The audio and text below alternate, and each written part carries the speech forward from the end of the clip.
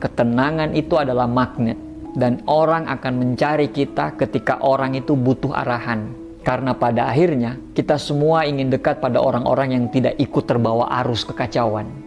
Yang keempat, kamu produktif di saat orang lain sibuk mengeluh. Ada orang yang suaranya kenceng, tapi kontribusinya kecil. Ada orang yang suaranya pelan, tapi hasilnya gede. Dan dunia tidak bisa menolak dengan hasil. Contohnya, di saat teman-temanmu sibuk mengeluh karena tugasnya banyak, kamu selesaikan dulu pekerjaanmu. Ketika yang lain ngomel soal lembur sana, lembur sini, kamu selesaikan dulu targetmu. Ketika yang lain sibuk protes tentang gaji, kamu sibuk menambah skill-skill baru dan mencari peluang-peluang baru. Bukan karena kamu robot, tapi karena kamu tahu kalau mengeluh itu tidak akan bisa memperbaiki situasi apapun. Thomas Alva Edison bilang, kesempatan dilewatkan sebagian besar orang karena bentuknya itu mirip dengan kerja keras.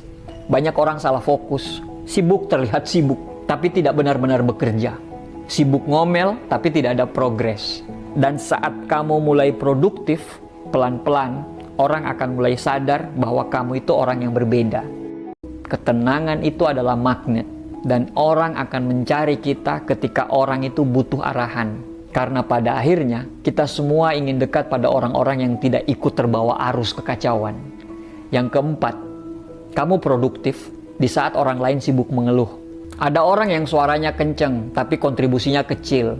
Ada orang yang suaranya pelan, tapi hasilnya gede. Dan dunia tidak bisa menolak dengan hasil.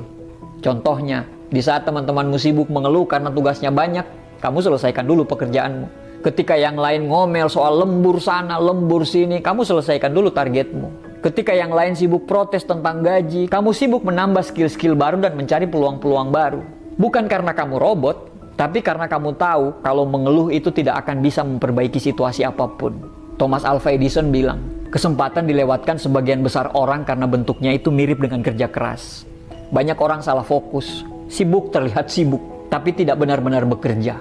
Sibuk ngomel, tapi tidak ada progres. Dan saat kamu mulai produktif, pelan-pelan, orang akan mulai sadar bahwa kamu itu orang yang berbeda.